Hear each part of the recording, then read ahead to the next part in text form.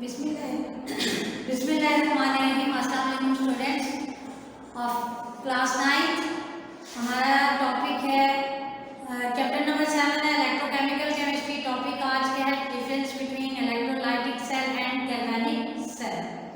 सबसे पहले मैं आपको बताऊंगी, हम लोग इंट्रो लेंगे इलेक्ट्रोलाइटिक सेल्स होते क्या है, या इलेक्ट्रोकेमिकल सेल्स क्या होते हैं। इलेक्ट्रोकेमिकल सेल बेसिकली अरेंजमेंट है जो कि कंसिस्ट हो रही होती है इलेक्ट्रोड्स पे, और वो इलेक्ट्रोड्स जो होते हैं वो डिप हुए रहते हैं किसी भी इलेक्ट्रोलाइट में। मैंने आपको कल बताया था कि इलेक्ट्रोलाइट बेसिकली क्या है, एक सब्सटेंस है जो कि जब किसी चीज़ में कोई भी सब्सटेंस जब वाटर में डिजॉल्व किया जाएगा तो वो क्या हो जाएगा, वो आयोनाइज हो जाएगा, अपने आयंस में पॉजिटिव और नेगेटिव आयंस में आयोनाइज हो जाएगा। वो क्या कहलाता है, वो सब्सटेंस क्या कहलाता है, इलेक्ट्रोलाइट। अब वो कह रहे हैं कि सेल बेसिकली क्या है, कि अरेंजमेंट है जिसमें हम इलेक्ट्रोड्स को अरेंज करते हैं। किस तरह अरेंज करते हैं कि उन इलेक्ट्रोड्स को डिप किया जाता है इलेक्ट्रोलाइट में, इन विच केमिकल रिएक्शन जनरेट। जब उन इलेक्ट्रोड्स को उस इलेक्ट्रोलाइट में डिप किया जाएगा तो एक केमिकल रिएक्शन अकर होगा और generate electric current is called electrochemical cell. इससे या इलेक्ट्रिसिटी जनरेट होगी वो क्या कहलाता है, इलेक्ट्रोकेमिकल सेल या इलेक्ट्रोलाइटिक सेल। इलेक्ट्रोलाइटिक सेल में हमारे पास एग्जांपल है नेल्सन सेल्स की, डॉन सेल्स की, गैल्वेनिक सेल की, डैनियल सेल। अब हमारे पास क्या है कि इलेक्ट्रोलाइटिक सेल और गैल्वेनिक सेल क्या होता है।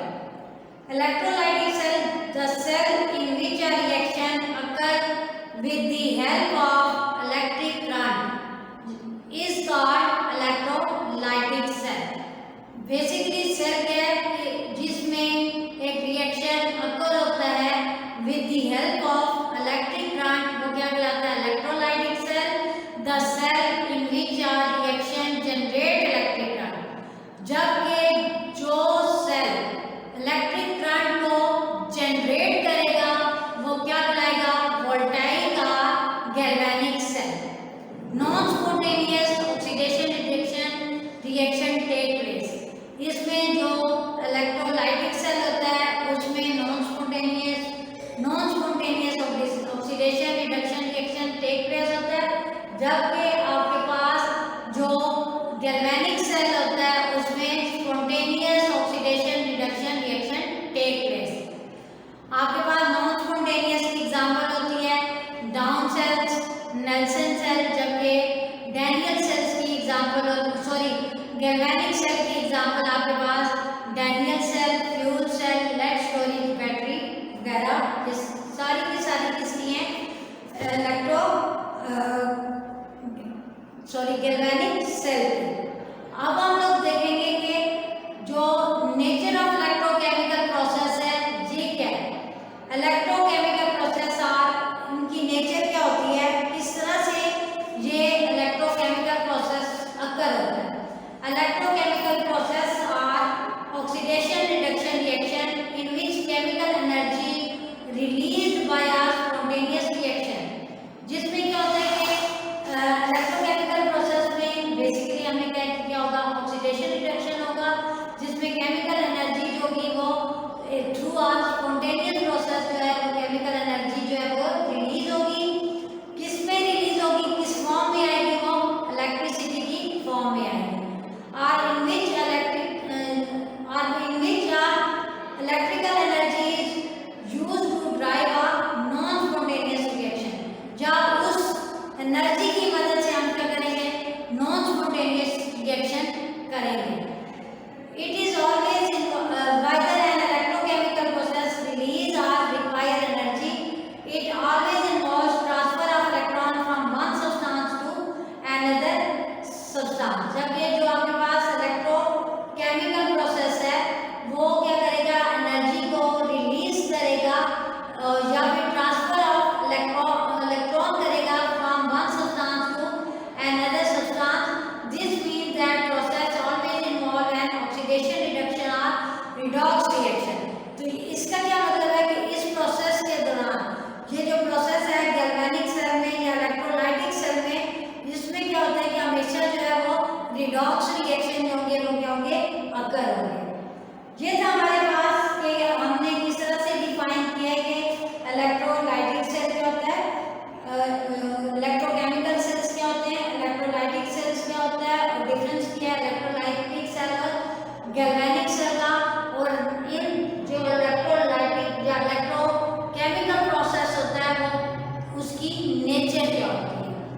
ये था आज का टॉपिक। इंशाल्लाह ये आप लोगों को मैंने डिफरेंस लिखवा दिया है। इस डिफरेंस को आप लोग अपनी नीट कॉपीज पे नोट डाउन कर लें और इंशाल्लाह कल हम लोग जो सेल्स करेंगे उन सेल्स में से हम करेंगे सबसे पहले इलेक्ट्रोलाइटिक सेल, उसकी लेबलिंग, उसकी वर्किंग, वो फंक्शनिंग कैसे करता है। इंशाल्लाह कल फिर मिलेंगे। अल्लाह हाफिज़। बिस्मिल्लाहिर्रहमानिर्रहीम। जी क्लास 9 आप chapter number 8 thermal properties of matter study कर रहे हैं। चैप्टर नंबर 8 का आज जो हम टॉपिक यहाँ पे पढ़ेंगे वो है एवेपोरेशन। नॉन टर्म है, आप लोगों ने ऑलरेडी काफ़ी एवेपोरेशन के बारे में पढ़ा हुआ है जूनियर क्लासेस से। आपको पता है एवेपोरेशन बेसिकली एक ऐसा प्रोसेस होता है जिसको हम इन शॉर्ट कहते हैं बुखारात बनने का अमल। इसको प्रॉपर कुछ मैं डिफ़ाइन करूँ सबसे पहले तो ये आपके पास एक ऐसा प्रोसेस होता है यानी जिसमें हम चेंजिंग करते हैं लिक्विड की वेपर्स में, ठीक है। यानी कि जब लिक्विड वेपराइज फॉर्म में गैसियस स्टेट में कन्वर्ट हो जाता है किसी भी लिक्विड सरफेस से बग़ैर उसको हीट किए, यानी आप उसको खुद से कोई आर्टिफिशियली टेम्परेचर नहीं दे रहे, आप उसको हीट अप नहीं कर रहे, लेकिन अगर इस तरीके से वो लिक्विड गैसियस स्टेट में कन्वर्ट हो जाता है तो ये जो चेंजिंग होती है आपके पास वो एवेपोरेशन कहलाती है। ठीक हो गया। सेकेंड पॉइंट जैसे है कि एवेपोरेशन काज कूलिंग। अब आपको पता है जब एवेपोरेशन का प्रोसेस होता है वो कूलिंग इफेक्ट देता है। वो किस तरीके से इसका कॉज बनता है उसके पीछे कुछ ये रीज़न होती है। पहली बात तो ये कि एवेपोरेशन का जो प्रोसेस होता है हमारी डेली लाइफ में इसकी एक बहुत इंपॉर्टेंस है। देखिए फॉर एग्जांपल गर्मियों के मौसम में अगर आप कहते हैं आप गीले कपड़े फैला देते हैं और वो फ़ौरन से सूख भी जाते हैं, ठीक है, जल्दी से सूख जाते हैं। उसके पीछे जो बेसिकली फिनोमिना होता है फिज़िक्स का वो आपके पास एवेपोरेशन का प्रोसेस होता है। क्योंकि जब एवेपोरेशन का प्रोसेस होता है इसमें देखिए सिंपल सी आपने इतनी बात याद रखनी है कि जो आपके पास समर सीज़न होता है ना उसमें चूँकि टेम्परेचर राइज़ कर जाता है, बढ़ जाता है, तो जो मॉलिक्यूल्स की काइनेटिक एनर्जी होती है वो ज़्यादा हो जाती है, यानी कि वो रैपिडली मूवमेंट में आ जाते हैं, ज़्यादा तेज़ी से हरकत करते हैं। फिर होता कुछ यूँ है कि एवेपोरेशन के प्रोसेस के दौरान जो फास्ट मूविंग मॉलिक्यूल्स होते हैं वो सरफेस से ज़्यादा जल्दी मूव कर जाते हैं, एस्केप आउट हो जाते हैं, यानी जिनकी काइनेटिक एनर्जी ज़्यादा होती है। But the molecules that have lower kinetic energy are left behind. फिर इस लिहाज से जिनकी कम होती है उनकी निस्बत काइनेटिक एनर्जी वो पीछे रह जाते हैं, और इस लिहाज से जो एवरेज काइनेटिक एनर्जी होती है वो कम होती है उन लिक्विड मॉलिक्यूल्स की, और जो टेम्परेचर होता है उस लिक्विड का। तो स्लोली एंड ग्रेजुअली जैसे जैसे वो प्रीवियस जो आपके पास लो एनर्जी मॉलिक्यूल्स थे वो दोबारा से इसी तरह से ज़्यादा एनर्जी गेन कर लेंगे काइनेटिक एनर्जी, और फिर इसी तरीके से वो भी अपनी सरफेस से स्केप आउट हो जाएंगे। यानी कि ओवरऑल हम इन शॉर्ट ये कह सकते हैं कि जो एवेपोरेशन होती है वो उसकी परस्पिरेशन हमें अपनी बॉडीज़ को कूल रखने के लिए हेल्प आउट करती है। ठीक हो गया।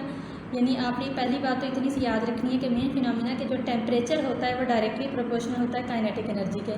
जितना ज़्यादा टेम्परेचर होगा जो जनरली हमारे पास समर सीज़न में होता है उतनी ज़्यादा काइनेटिक एनर्जी मॉलिक्यूल्स की हो जाती है, वो उतने ज़्यादा एस्केप होती हैं सरफेस से। इट मीन्स के कूलिंग इफेक्ट उतना ज़्यादा प्रोड्यूस होता है। और ये बातें कॉमन सी आपने एवेपोरेशन के बारे में याद रखनी है कि एवेपोरेशन का प्रोसेस ऑल टेम्परेचर पे एग्जिस्ट करता है। उसके लिए आपने कोई प्रॉपर टेम्परेचर नहीं देना होता, क्योंकि एक नेचुरल फिनोमिना है।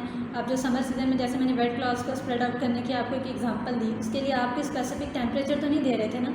नेचुरली आपके पास जो सन की तरफ से सन रेज में टेम्परेचर था वो उसी में एवेपोरेशन के प्रोसेस की वजह से ड्राई आउट हो जाएंगे, यानी खुश्क हो जाएंगे, और रैपिडली ये प्रोसेस होगा।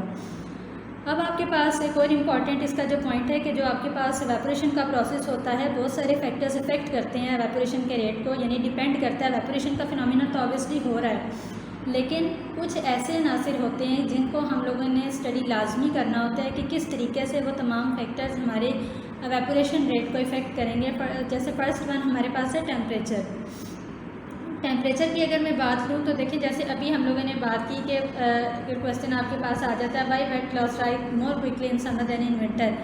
सर्दियों की निस्बत गर्मियों के मौसम में गीले कपड़े जल्दी सूख जाते हैं जब हम उनको फैलाते हैं, तो उसके पीछे क्या रीज़न है? उसके पीछे सबसे कॉमन रीज़न आपके पास एवेपोरेशन का प्रोसेस है, जिसका सबसे मेन फैक्टर जो उसे इफेक्ट करता है वो टेम्परेचर है। क्योंकि हायर टेम्परेचर पे ज़्यादा मॉलिक्यूल्स जो होते हैं वो आपके पास सरफेस से हाई वेलोसिटीज़ के साथ एस्केप आउट हो जाते हैं। जितने ज़्यादा मॉलिक्यूल सरफेस से एस्केप आउट होंगे तो इट मीन्स कि उतनी जल्दी ड्राई होंगे आपकी क्लॉथ्स। तो लिहाजा हम कह सकते हैं कि जो एवेपोरेशन का फिनोमिना होता है वो फास्टर प्रोसेस पे होता है, रैपिडली कंटिन्यू होता है हायर टेम्परेचर पे as compare to low temperature, जो कि आपके पास विंटर सेशन होता है उसमें यूजुअली टेम्परेचर लो होता है। तो जो आपके पास विंटर में हम बात करेंगे तो तब आपके पास लो टेम्परेचर होने की वजह से एवापोरेशन का फिनोमिना कंटिन्यू तो ऑब्वियसली होता है लेकिन कम रेट पे होता है, जबकि समर में आपके पास हायर टेम्परेचर की वजह से एवापोरेशन रेट भी हायर हो चुका होता है। यानी आप ये कह सकते हैं कि जो आपके पास टेम्परेचर होता है वो रेट ऑफ एवापोरेशन को डायरेक्टली इफेक्ट करता है। जितना ज़्यादा टेम्परेचर होगा उतनी ज़्यादा एवापोरेशन होगी। क्लियर होगी बात? उसके बाद देखें, जैसे सेकंड मैंने यहाँ पे फैक्टर मेंशन किया, आपके पास होता है सरफेस एरिया। अब हम किसी भी चीज़ की सतह ले लेते हैं, कोई रकबा ले लेते हैं, तो देखिए स्टूडेंट्स एक कॉमन सा ऑब्जर्वेशन है ये कि जितना ज़्यादा सरफेस एरिया होगा तो इट मीन्स कि उतने ज़्यादा मॉलिक्यूल्स की kinetic energy directly sun rays capture करने की वजह से, टेम्परेचर गेन करने की वजह से ज़्यादा होगी। उस एरिया के ओवरऑल एरिया के ऊपर से हाई वेलोसिटीज मूवमेंट की वजह से ज़्यादा मॉलिक्यूल एस्केप आउट हो जाएंगे। मतलब ये कहने का है कि अगर आप ये बात कर लेते हैं कि एक ज़मीन के बड़े हिस्से पर अगर पानी फैला हुआ है तो वो निस्बतन अगर आपने किसी छोटे हिस्से में पानी को देखा है कि मिसाल के तौर पे डेप्थ ज़्यादा है और पानी की मिकदार एरिया वाइज आपको कम लग रही है, तो आप देखेंगे जो आपके पास स्प्रेड कंडीशन में पानी होता है, जैसे छत पे फैल गया या बारिश की वजह से कहीं पानी जमा हो गया, तो वो आप देखेंगे कि वो बहुत जल्दी खुश्क हो जाएगा। उसकी वजह ये होती है कि रकबा जितना ज़्यादा, एरिया सतह जितनी ज़्यादा होती है, इट मीन्स कि उतने ज़्यादा मॉलिक्यूल सामने स्प्रेड हुए हुए होते हैं। वो डायरेक्टली टेम्परेचर एब्जॉर्ब करते हैं और उसकी वजह से उनकी ओवरऑल काइनेटिक एनर्जी तेज़ी से ज़्यादा होती है और वो एस्केप आउट हो जाते हैं उस सरफेस से। तो लिहाजा लाइक टेम्परेचर जो आपके पास सरफेस एरिया होता है ये भी डायरेक्टली रिलेट करता है रेट ऑफ एवापोरेशन से। टोटल सरफेस एरिया जितना ज़्यादा होगा रेट ऑफ एवापोरेशन भी उतना ज़्यादा होगा, क्योंकि उतने ज़्यादा मॉलिक्यूल्स को चांस मिलेगा एस्केप आउट होने के लिए अपनी सरफेस से। Is that clear? जी, तो थर्ड फैक्टर आपका है स्टूडेंट्स विंड। ठीक है, जो आपके पास मूविंग एयर होती है ना, यानी चलती बहती हुई हवा, उसको हम विंड कहते हैं। विंड किस तरीके से अफेक्ट करेगी आपके रेट ऑफ एवापोरेशन को? आपको पता है कि जब हवा चलती है, ठीक है, तो आप होता कुछ यूँ है कि फॉर एग्जांपल देखें, अक्सर आप लोग देखते हैं रेनी सीज़न भी होगा आपके पास, मतलब साथ साथ बूंदाबांदी हो रही है, तो उसके साथ साथ आप देखेंगे तेज़ हवा भी चल रही होती है। अब होता कुछ यूँ है कि काफ़ी सारे ऐसे लिक्विड मॉलिक्यूल्स होते हैं जिनको किसी भी सरफेस से वो विंड जो होती है वो अपने साथ बहा के ले जाती है। ठीक है, तो मतलब कहने का ये हुआ कि वो मॉलिक्यूल्स जिनको टेम्परेचर लेकर काइनेटिक एनर्जी ज़्यादा करके एस्केप आउट होना होता है सरफेस से, वो इस फ्लोइंग विंड की वजह से ऑटोमेटिकली स्वेप आउट हो जाते हैं, उसी के साथ बह के आगे की तरफ चले जाते हैं, जिसकी वजह से ज़्यादा चांस हो जाता है लिक्विड मॉलिक्यूल्स के पास कि वो एस्केप आउट हो जाएं सरफेस से। यानी इन जनरल सिंपल सी बात मैंने आपसे इतनी सी कह दी कि जो आपके पास विंड होती है वो अगर फॉर एग्जांपल कोई भी लिक्विड मॉलिक्यूल्स किसी सरफेस पे प्रेजेंट हैं तो वो बहती हुई वह अपने साथ ही काफ़ी सारे लिक्विड मॉलिक्यूल्स को बहा ले जाती है। तो यानी कि एक इन शॉर्ट आप कह सकते हैं उस लिहाज से रेट ऑफ एवापोरेशन इंक्रीज़ हो जाता है। ठीक हो गया। और लास्ट फैक्टर आपके पास है नेचर ऑफ लिक्विड। सबसे इंपॉर्टेंट बात एक ये भी होती है कि आपके लिक्विड की नेचर क्या है। रेट ऑफ एवापोरेशन तो ऑब्वियसली इफेक्ट हो रहा है, टेम्परेचर से भी हुआ, उसके बाद सरफेस एरिया से भी हुआ, विंड फैक्टर से भी हुआ। अब हम लोगों ने जो मेन बात करनी है वो नेचर ऑफ लिक्विड किस तरह से, कि अगर हम ये बात करें कि जो आपके पास स्पिरिट होता है, ठीक है, स्पिरिट आपने देखा हुआ है ना, ये फर्स्ट एड बॉक्स में आप लोगों का स्पिरिट होती है लाजमी। तो वो जो स्पिरिट आपके पास होता है वो और जो पानी होता है क्या इन दोनों का एवेपोरेट होने का एक जैसा रेट होगा? दोनों बिल्कुल एक ही तरह से एवेपोरेट हो जाते हैं। तो देखें ऐसा तो नहीं होता, कॉमन सी ऑब्जर्वेशन है। आप लोग देखें कि अगर आप विदाउट लिड, अगर आप बगैर ढक्कन के बॉटल स्पिरिट की इसी तरह से रख देते हैं, थोड़ी देर बाद आप देखेंगे आपको बॉटल बिल्कुल एम्प्टी मिलेगी, मतलब कि उसके सारे मॉलिक्यूल्स एस्केप आउट हो चुके हैं। इसकी वजह यह हुई कि उनके मॉलिक्यूल्स की ऑलरेडी स्टोर्ड काइनेटिक एनर्जी बहुत ज़्यादा होती है और वो उस बॉटल्स में रैंडम मोशन में होते हैं, और जैसे आप उनको कोई ओपन एरिया देते हैं तो वहाँ से एस्केप आउट हो जाते हैं, क्योंकि उसके अंदर बेसिकली एक लिक्विड होता है एसीटोन के नाम से। अक्सर ये गर्ल्स के लिए तो एग्जांपल है, जैसे आप नेल पॉलिश रिमूवर की बात करते हैं उसमें भी ये लिक्विड प्रेजेंट होता है, ठीक है, एसीटोन। ये जो एसीटोन होता है बेसिकली इसकी वजह से जो ओवरऑल काइनेटिक एनर्जी होती है मॉलिक्यूल्स की वो इंक्रीज़ हो जाती है और उनके पास एस्केप आउट होने के चांसेस ज़्यादा हो जाते हैं। जबकि पानी को तो आपको पता है कि अगर आप खुली हवा में ऐसे ही रख देते हैं तो वो एवेपोरेट तो होगा, लेकिन उस रेट से नहीं होगा जिस रेट से आपने स्पिरिट को एवेपोरेट होते हुए देखा। तो लिहाजा जो नेचर होती है किसी भी लिक्विड की वो ग्रेटली इफेक्ट करती है आपके रेट ऑफ एवेपोरेशन को। ठीक हो गया। उसके अलावा देखें आप लोग एक और इसकी एग्जांपल जैसे ले लेते हैं कि आप, चलिए इसको मैं आगे एक्सप्लेन कर देती हूँ कि आप सेंसेशन लेते हैं कूलनेस की, वो किस तरीके से होगी वो मैं आपको कूलिंग इफेक्ट में थोड़ा सा बता दूँगी। तो ये 4 फैक्टर मोस्ट इंपॉर्टेंट थे, आप लोगों को इन सब के बारे में पता हो इन डिटेल। एवेपोरेशन एक इंपॉर्टेंट टॉपिक है, लॉन्ग में अक्सर पूछ लिया जाता है। अब देखें ये भी एक आपके पास इंपॉर्टेंट कंटेंट है कि डिफरेंस बेसिकली आपके पास क्या होगा एवेपोरेशन और वेपराइजेशन में। तो देखिए स्टूडेंट्स, जो आपके पास एवेपोरेशन का प्रोसेस होता है, जैसे मैं ऑलरेडी आप लोगों को बता चुकी हूँ कि यह प्रोसेस आप लोगों के पास बेसिकली एग्जिस्ट करता है एट ऑल टेम्परेचर। जितने भी टेम्परेचर होंगे, मतलब आपने कोई स्पेसिफिकली नहीं बताना कि इस टेम्परेचर पे हम लोग एवेपोरेशन का फिनोमिना कर रहे हैं, वो नेचुरली एग्जिस्ट करता है, किसी भी टेम्परेचर पे हो सकता है। लेकिन जब आप बात करते हैं वेपराइजेशन की, तो बेसिकली आप देखिए वेपराइजेशन कुछ इस तरीके का, अगर आपके माइंड में आए तो बात एक ही आती है कि दोनों में बुखारात बनते हैं, दोनों में इसी तरह से होता है, लिक्विड गैशियस स्टेट में कन्वर्ट हो जाता है, वेपर्स में कन्वर्ट हो जाता है। लेकिन मेन डिफरेंस ये है कि आपके पास जो एवेपोरेशन का प्रोसेस होता है ये एट ऑल टेम्परेचर एग्जिस्ट करता है, और जो वेपराइजेशन होती है बेसिकली एवेपोरेशन उसमें से ओरिजिनेट हुआ है। जो आपके पास वेपराइजेशन होती है ना, वो बेसिकली हम 3 मेन कंटेंट उसमें स्टडी करते हैं। First one is boiling point, second one is evaporation and third one is sublimation. यानी कहने का मतलब ये कि तीनों में बुखारात बनने का ये अमल होता है, लेकिन तीनों डिफ़र करते हैं एक दूसरे से नेचर में। जैसे एवेपोरेशन की मैंने बात बता दी कि ऑल टेम्परेचर पे एग्जिस्ट करेगा, तो इसके कंपैरिजन में अगर हम वेपराइजेशन में बात करें तो वो ऑल टेम्परेचर पे एग्जिस्ट नहीं करता। मतलब उसके लिए हमें कोई स्पेसिफिक टेम्परेचर रिक्वायर्ड होता है। देखिए जैसे अगर आप वाटर को बॉयल करते हैं तो वाटर का एक प्रॉपर एक बॉइलिंग पॉइंट है 100 डिग्री सेंटीग्रेड। आप कहते हैं जब 100 डिग्री सेंटीग्रेड को पहुंचता है पानी पूरी तरह से बॉयल होकर वो स्टीम यानी वेपर्स में कन्वर्ट होना शुरू हो जाता है। तो लिहाजा हम कहते हैं कि जब हम वेपराइजेशन के फिनोमिना की बात करेंगे तो उसके लिए एक प्रॉपर टेम्परेचर लेंगे। ठीक हो गया। अब देखिए हमारे पास यहाँ पे कुछ यूजेस बताए हुए हैं कूलिंग इफेक्ट वेपरेशन के, वो मैं आपसे कुछ आपको बता देती हूँ कि कहाँ पे हम अपने डेली लाइफ में कूलिंग इफेक्ट वेपरेशन की वजह से होता हुआ देखते हैं। हमें इसका, जैसे मैंने स्टार्ट होता है, हमारी डेली लाइफ में इसका एक बहुत इंपॉर्टेंट रोल होता है। तो वो रोल हमें किधर किधर अपनी डेली लाइफ में नज़र आता है, अब मैं वो आपको बताती हूँ। जी स्टूडेंट्स, तो देखिए आप लोगों के पास इसकी सबसे पहले तो एक, जैसे आप ऐसे एग्जांपल ले सकते हैं कि देखें अक्सर आप लोग देखते हैं कि गांव में जो आप लोगों के पास घर होते हैं, अगर वो अक्सर आप देखते हैं कि कच्ची मिट्टी के इस तरह से उनके पास ज़मीन वगैरह इस तरह से होती है, ठीक है, जो ग्राउंड होता है। जैसे हम अमूमन शहरों में तो टाइल्स लगे हुए, फर्श बने हुए, तो गाँव में इस तरह से कमोबेश होगा। तो वहाँ पे जो आप लोगों के पास अक्सर ऑब्जर्वेशन होती है वो ये कि आप लोग पानी छिड़क रहे होते हैं, स्प्रिंकल करते हैं वाटर को ज़मीन पे, ठीक है, घरों के बाहर सामने।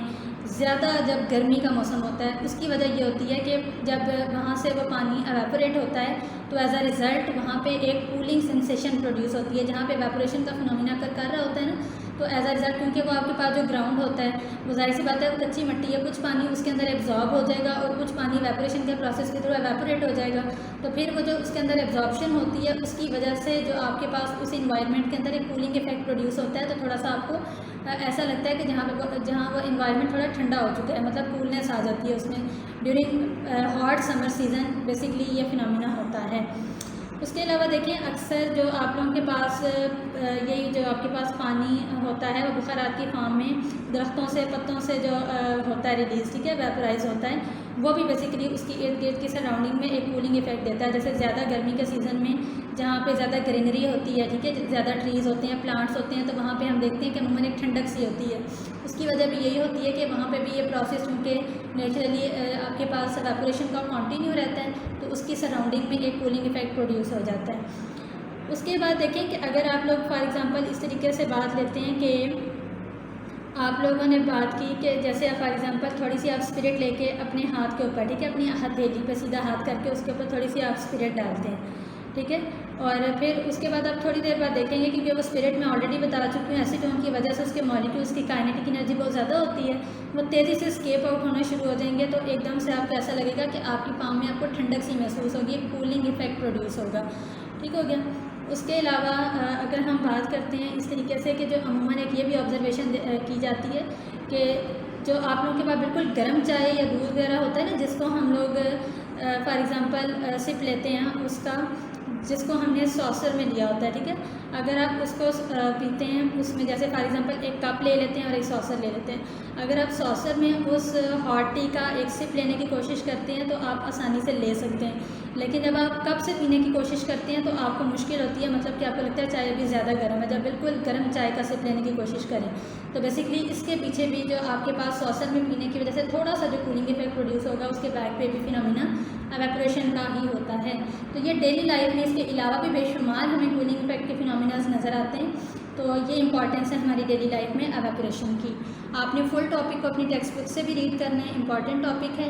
और इसके अलावा भी अगर आपको कोई ब्लॉग इसका कोई और हेल्प मिलती है तो आप मटीरियल इसमें ऐड कर सकते हैं।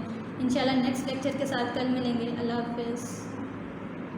बिस्मिल्लाहिर्रहमानिर्रहीम। क्लास 9th एंड प्री-9th लेक्चर्स हैं चैप्टर नंबर 8 के। आज हम एक्सरसाइज 8.2 स्टार्ट करेंगे। सब्जेक्ट है मैथमेटिक्स। 8.1 में हम लोगों ने कार्टेशियन प्लेन कोऑर्डिनेट एक्सिस को डिस्कस किया था और डिफरेंट कोऑर्डिनेट्स को लेके हमने ग्राफ्स ड्रॉ किए थे। आज हम 8.2 के अंदर कन्वर्जन ग्राफ्स को डिस्कस करेंगे, जिसमें आप दो क्वांटिटीज के रिलेशन को डिस्कस करते हो कि वो किस तरह से प्रोपोर्शनल होती हैं। आइदर उनका रिलेशन डायरेक्ट होता है या उनका इन्वर्स होता है। मीन्स दैट दो क्वांटिटीज एक साथ कैसे इंक्रीज होती हैं और किस रेट के साथ इंक्रीज करती हैं, उस कंपैरिजन को हमने डिस्कस करना। कन्वर्जन नाम क्यों दिया गया? क्योंकि इस ग्राफ के अंदर जब आप दो क्वांटिटीज को लेते हो तो अगर एक क्वांटिटी रिप्रेजेंट कर रही है x in terms of y को, तो आप उसको इन्वर्ट कर देते हो, y को इन टर्म्स ऑफ x ले आते हो। मीन्स जिसको आप सपोज कर रहे होते हो कि जो क्वांटिटी x की इक्वल है और दूसरी क्वांटिटी जो है वो आपकी y की इक्वल है, तो आप उसको इन्वर्ट कर लेते हो। x वाली को y कंसीडर करते हो और y वाली को x कंसीडर करते हो। दैट्स व्हाई इसको नेम दिया गया है कन्वर्जन का। क्वेश्चन नंबर 1 जो है उसमें आपके पास क्या स्टेटमेंट लिखी हुई है? Draw the conversion graph between the litres and gallons using the relation 9 litres equals to 2 gallons approximately. अब आपको कन्वर्जन ग्राफ ड्रॉ करना है। अब आपको दो जो क्वांटिटीज दी है वो लीटर्स एंड गैलन्स दिए हैं। अब ये बताया रिलेशन क्या दिया है आपको? 9 लीटर्स जो है वो 2 गैलन्स के इक्वल बन रहा है अप्रोक्सीमेटली। और आपने क्या करना है? लीटर्स को लेना है along the horizontal axis which is said to be x axis, और जो गैलन्स है उनको आप लेना है vertical axis which is said to be y axis और the ordinate। और ग्राफ को आपने ड्रॉ करने के बाद ये भी बताना है कि जो नंबर ऑफ गैलन्स है कितने यूटिलाइज होंगे इन 18 लीटर्स।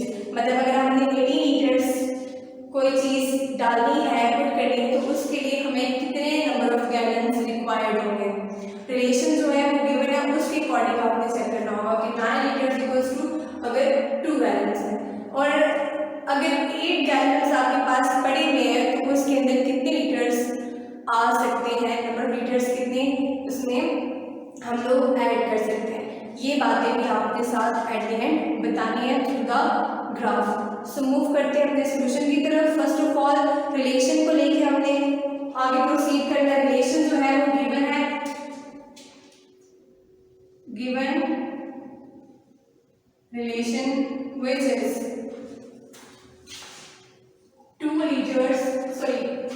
9 liters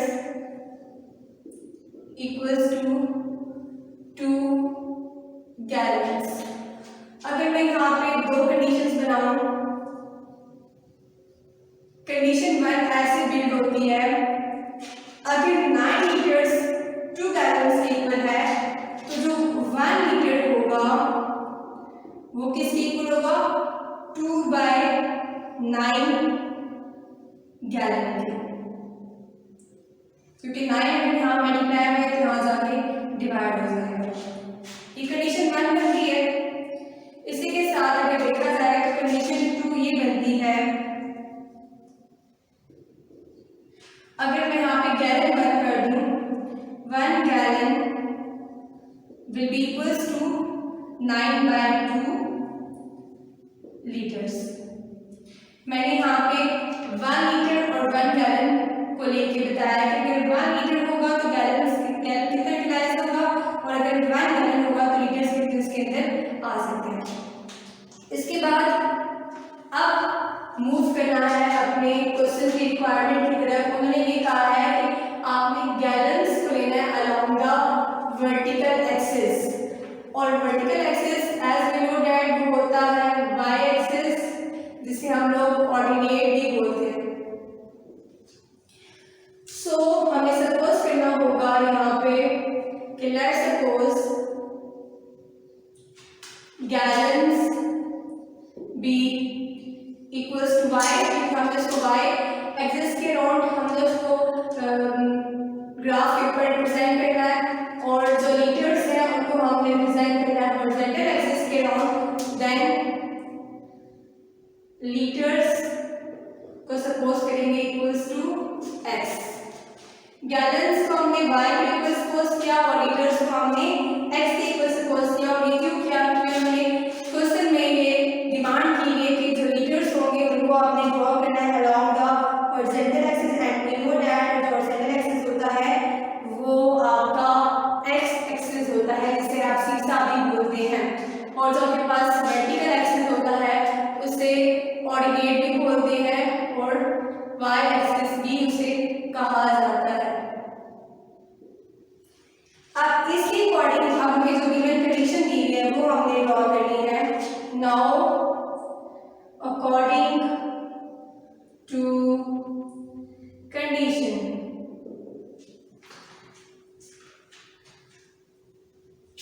हमने y in terms of x लेके आना है, तो y हमने क्या सपोज किया था गैलन्स को। इट्स मीन दैट अब यहाँ पे मैं यूजिंग इसको 1 का नाम दे दें इक्वेशन, इसको 2 का नाम दे दें, मैं यूज करूंगी रिलेशन 2 को यूजिंग 2। इसमें लिखा हुआ है 1 gallon equals to 9/2 litres.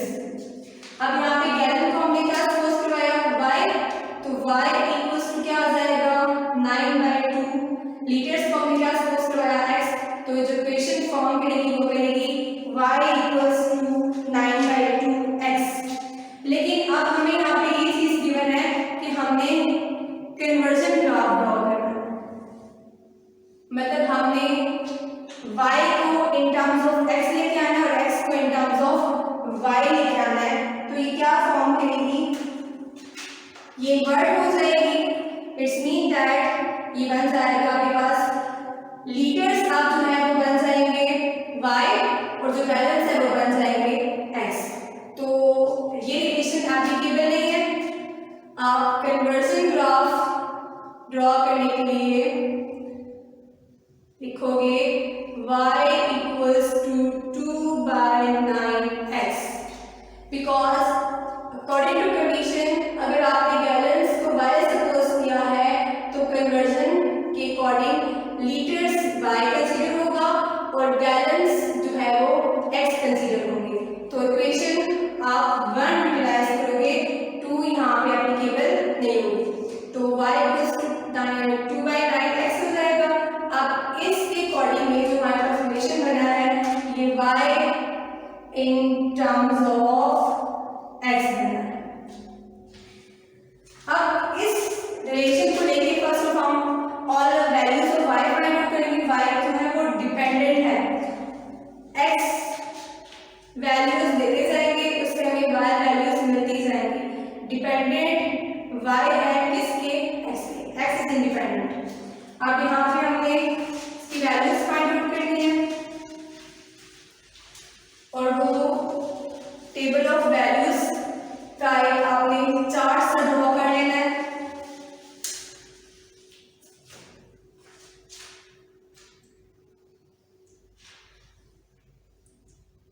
x and y equals to 2/9x।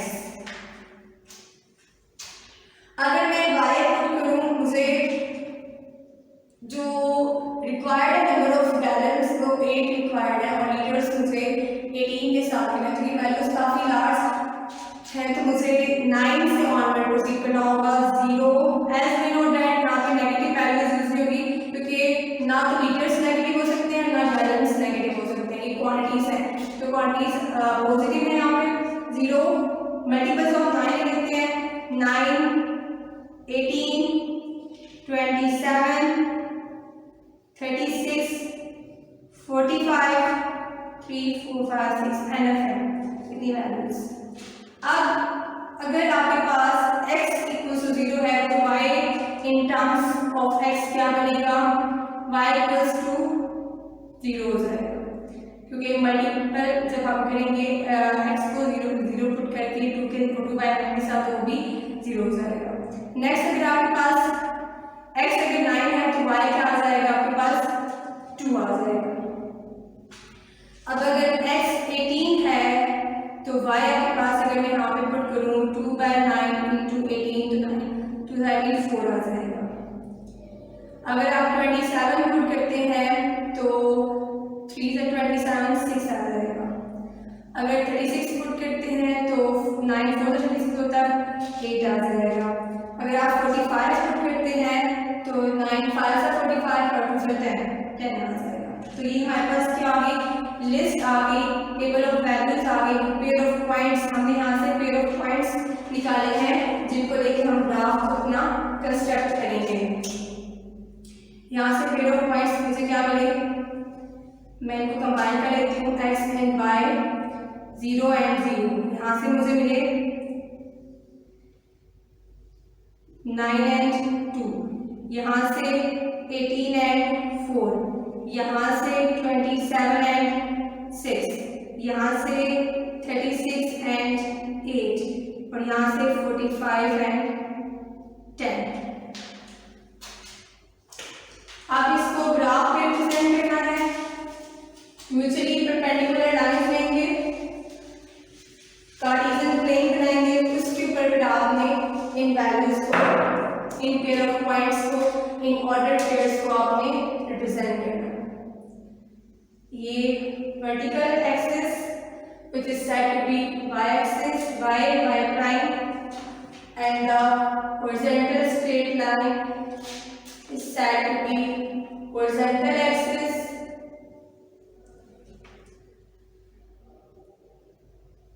लेकिन यहाँ पे आपके पास देखिए नेगेटिव पोर्शन नहीं है, तो चाहे आप यहाँ पे नेगेटिव साइड को स्किप कर दें, आप जस्ट x और y अगर फर्स्ट क्वाड्रेंट ही रिप्रेजेंट करें like y values and for the x values। यहाँ पे आपके पास point of intersection which is origin 0 होते हैं और इसका नाम देंगे O का। ये आपके पास x एक्सिस, ये आपके पास y एक्सिस। अब पेयर ऑफ पॉइंट्स लेते हैं, मैक्सिमम वैल्यूज y की कहाँ तक जा रही है 10 तक और x की 45 तक। तो स्टार्ट फ्रॉम द 9, 18, 27, 36, 45 एंड 54। यहाँ पे 2 के मल्टीपल्स हैं 4, 6, 8, 10। आपने इसके बॉक्सेस को ग्राफ पेपर के ऊपर प्रॉपर मेजर करके काउंट करके आपने इन यूनिट्स को लेना है। 9, 18, 27, 36, 45, 54।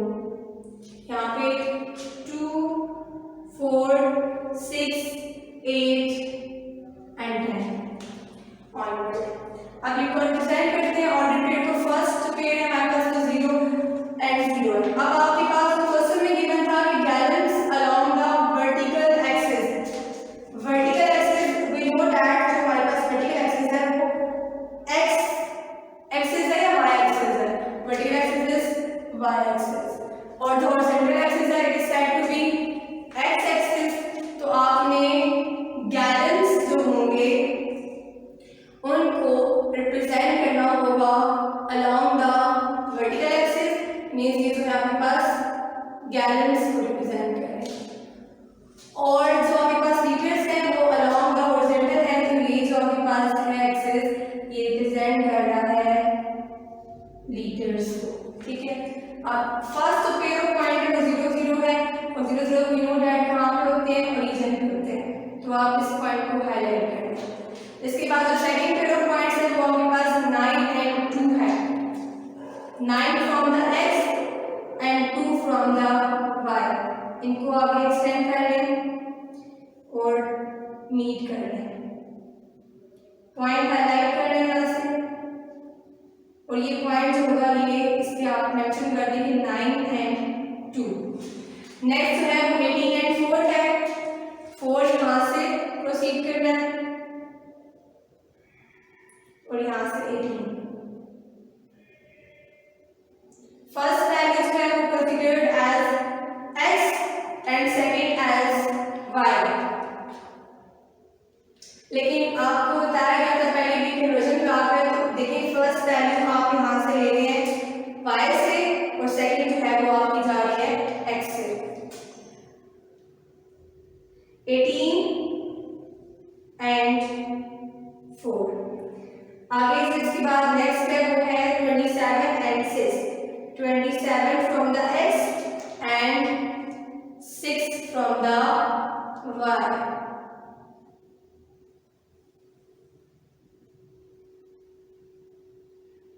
और पॉइंट हाईलाइट होकर लिखने साथ 27 एंड 6। नेक्स्ट जो आपके पास है 36 एंड 8, 8 प्रोसीड करना है यहाँ से y से और 36 from the x,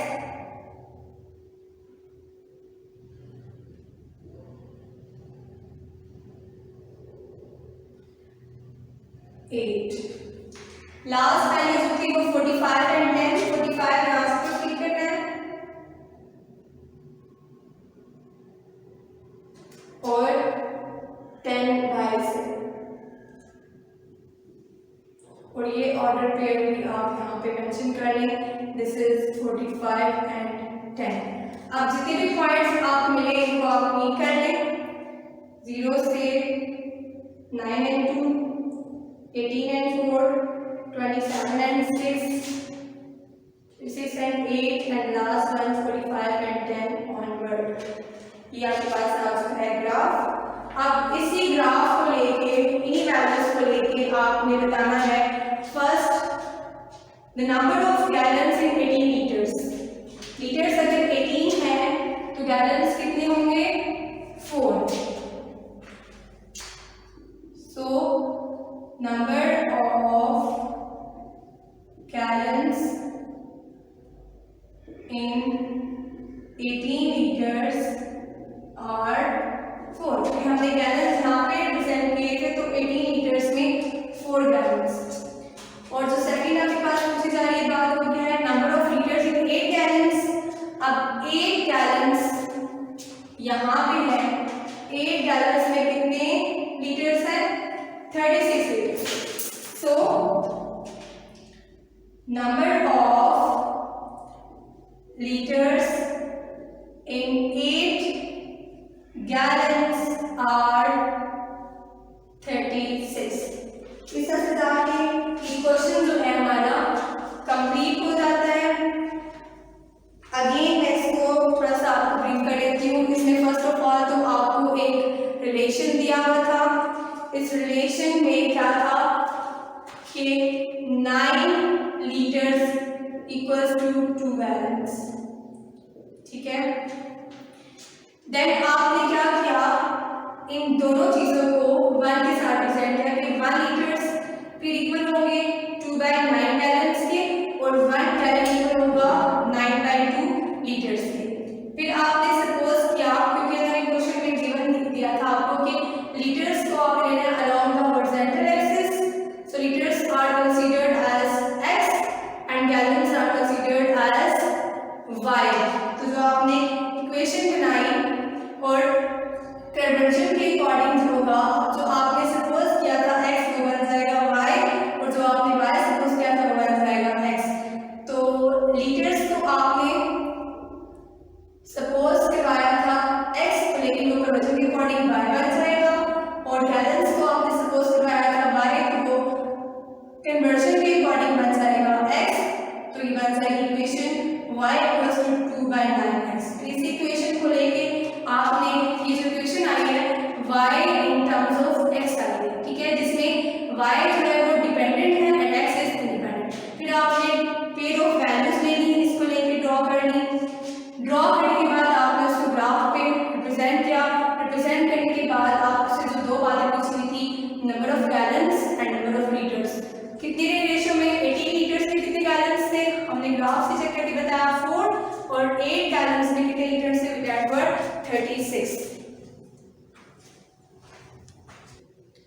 now move on question number 2, जिसमें आपके पास क्या स्टेटमेंट लिखी हुई है। On March 15, 2008 the exchange rate of Pakistani currency and Saudi riyal was as under। Relation क्या दिया हुआ है, 1 Saudi riyal equals to 16.70 rupees। If Pakistani currency Y is an expression of Saudi riyal X expressed under the rule Y equals to 16.70 X, then draw the conversion graph between these two countries by taking Saudi riyal along the X axis। इस question के अंदर आपको relation जो दिया हुआ है currencies का दिया हुआ है कि 2008 में जो हमारा एक्सचेंज रेट था वो 1 सऊदी रियाल जो था वो 16.70 रुपीस इक्वल था। अब इस चीज को आपने कन्वर्जन ग्राफ के अकॉर्डिंग रिप्रेजेंट करना है। तो यहाँ पे जो करेंसी पाकिस्तानी करेंसी ली हुई है वो ली हुई है जी वाई। सपोज क्या है कि जो पाकिस्तानी रुपीस है वो वाई के ऊपर है और जो सऊदी रियाल है वो ऑब्वियसली फिर एक्स के इक्वल होगा। अब आप जब इसको कन्वर्ट करेंगे बिकॉज ऑफ कन्वर्जन, ये जो आपके पास वाई है ये इन्वर्ट हो जाएगा एक्स में और एक्स है वो इन्वर्ट हो जाएगा वाई में। So for conversion graph the relation will be as under। ये बनेगा y equals to 16.70x और ये रिलेशन आपको रूल के अकॉर्डिंग हमने गिवन में भी दिया। अब आपने करना क्या है, इस रिलेशन को लेके y in terms of x है ये गिवन, आपने x को वैल्यूज देनी है जिससे आपको y की वैल्यूज मिलती जाएंगी। फिर आपको लिस्ट ऑफ टेबल के थ्रू आप अपना ग्राफ ड्रॉ करेंगे। ग्राफ ड्रॉ करने के बाद एक और बात बताइए ग्राफ ड्रॉ करने के लिए कि आप जो सऊदी रियाल लेंगे वो अलोंग द एक्स एक्सिस लेंगे, मींस आप हॉरिजॉन्टली सऊदी रियाल को एक्सप्रेस करेंगे। सो फर्स्ट ऑफ ऑल हम लोग लेंगे list of values, table draw कर लेते हैं। यहाँ पे आपके पास independent x and dependent y relation के अकॉर्डिंग 16.70x। अब आप यहाँ पे करेंसीज लिख लें, मैक्सिमम 5 तक वैल्यूज लिख सकते हैं आप या ऑनवर्ड भी आप चाहते हैं। अगर x 0 होगा तो ऑब्वियसली y भी आपके पास 0 आ जाएगा बिकॉज मल्टीप्लिकेशन करके सब टर्म्स 0 हो जाएंगे। अगर आप x 1 लेंगे तो y आपके पास आ जाएगा 16.70। x2 लेंगे तो 16.70 को 20 के साथ मल्टीप्लाई किया जाए तो हमारे पास आ जाता है 16.720 मल्टीप्लाई बाय 2 इक्वल्स टू 33.4। और अगर x3 लें तो हमारे पास आ जाता है y 50.1, 4 लें तो आ जाता है 66.8। इस तरह से हमने x की वैल्यूज लेके y की वैल्यूज फाइंड आउट कर ली। अब इनको हमें ड्रॉ करना है ऑन द ग्राफ और ग्राफ के लिए हमें ये बात गिवन है कि ग्राफ के लिए जो करेंसीज हम रिप्रेजेंट करेंगे, हम सऊदी रियाल रिप्रेजेंट करेंगे along the X axis. As we know that the vertical line which is drawn is said to be y axis and the horizontal line which is drawn is said to be x axis। because currency negative नहीं हो सकती तो आप इसमें positive graph ही draw करोगे positive values का। तो ये ओरिजिन था पॉइंट ऑफ इंटरसेक्शन जिसमें x and y both are considered as 0 and O is set to be region, यहाँ पे x और यहाँ पे y। एंड x एक्सिस में आपने लिखना है Saudi riyal because they have demanded that Saudi riyal should be on the x axis. Next आप क्या करेंगे, आपने जो पाकिस्तानी रुपीस है उनको फिर ऑब्वियसली ड्रॉ करना होगा अलोंग द y एक्सिस। तो यहाँ पे लिखने कि जो y एक्सिस में वैल्यूज होंगी वो रुपीस की होंगी। अब मैक्सिमम जो जा रहे हैं वो आप 4 तक 1 2 3 4 और यहाँ से आपके पास जो पॉइंट्स आ रहे हैं वो आप यहाँ पे मेंशन कर लें 16.70 देन अगेन आपके पास नेक्स्ट जो है वो 33.4 नेक्स्ट आपके पास 50.1 एंड लास्ट आपके पास 56.8। अब जब आपके पास फर्स्ट पॉइंट है 0 0 तो ओरिजिन पे ही होंगे, इसको हाईलाइट कर ले पॉइंट को। 1 पे जो होगा वो 16.70। आप इनको मीट करके ऑर्डर पेयर लिखें कि ये जो है मेरे पास x इज 1 यहाँ पे 2 3 and 4 1 and 16.70। अब यहाँ पे इसके अकॉर्डिंग टू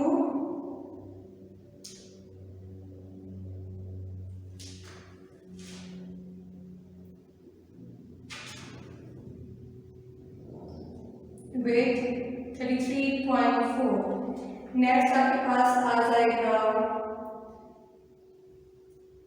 3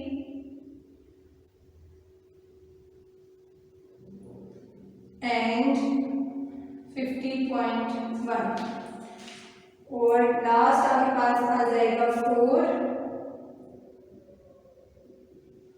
and 66.8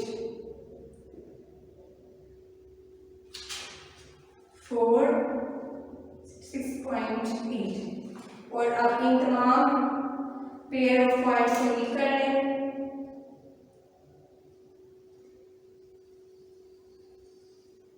इस तरह से आपकी स्ट्रेट लाइन ग्राफ रिप्रेजेंट हो जाता है। अब इससे क्या हमें पता चलता है कि जब सऊदी रियाल अगर 1 है तो पाकिस्तानी करेंसी के वो कितने की इक्वल होगा 16.70। इसी तरह 3.4 रुपीज होंगे वो सऊदी रियाल 2 सऊदी रियाल के इक्वल होंगे। पाकिस्तानी 50.1 रुपीज होंगे वो 3 सऊदी रियाल के इक्वल होंगे एंड लास्ट में 66.8 रुपीज होंगे वो 4 सऊदी रियाल के इक्वल होंगे। इसी तरह 100 बाकी नंबर भी आ जाते हैं। तो ये था हमारे पास 2 क्वांटिटीज का direct proportion relation with the help of graph जो हमने रिप्रेजेंट किया। इस तरह से आज लेक्चर हमारा यहाँ पे कंप्लीट होता है। होप्स हो कि आपको समझ आया होगा। कन्वर्जन ग्राफ में बस आपने एक बात याद रखनी कि जिस चीज को आपको कंडीशन के अकॉर्डिंग वहाँ पे x दिया होगा, आप रिलेशन जब बनाएंगे कन्वर्जन ग्राफ के लिए उसको आप y सपोज कर लेंगे और इसी तरह जब आपको दूसरी क्वांटिटी दी हुई होगी y के इक्वल तो आप कन्वर्जन ग्राफ रिलेशन के लिए उसको x के इक्वल सपोज करोगे। फिर जो रिलेशन आएगा आप उसको y इन टर्म्स ऑफ लिखेंगे x और फिर y because of dependent quantity तो आप x को वैल्यू दे देके y की वैल्यूज वहाँ से ले लेंगे। y और x वैल्यूज आपको पूरा ऑर्डर पेयर देंगी। उस ऑर्डर पेयर के थ्रू आपने ग्राफ ड्रॉ करना है और ग्राफ जो होगा वो रिक्वायर्ड क्वांटिटीज दे देगा जो कि आपको क्वेश्चन में डिमांड की जा रही है। सो लेक्चर हमारा यहाँ पे कंप्लीट 8.2 के फर्स्ट 2 पार्ट्स आज हमने किए। इंशाल्लाह नेक्स्ट सेशन में हम लोग क्वेश्चन नंबर 3 डिस्कस करेंगे। अल्लाह हाफ़िज़।